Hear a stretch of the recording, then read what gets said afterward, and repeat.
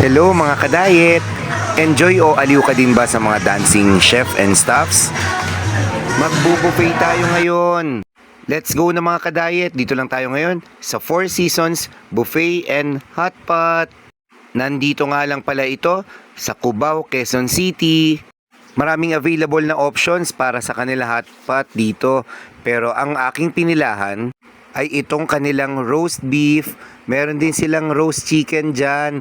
At ayan na nga, nakakaaliw at ang sarap pakinggan habang niluluto na nila yan. Syempre, hindi dapat na walang sauce. Ayan, para mas masarap. Halos naka-all meat nga pala tayo ng gabing yan. Syempre, hindi pwedeng mawala yung pink salmon.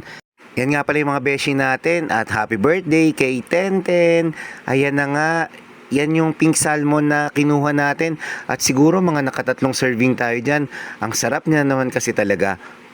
At para naman medyo ma-washed off yung mga kinain natin, ayan, dessert tayo. Avocado ice cream, chocolate ice cream at yung frozen yogurt nila.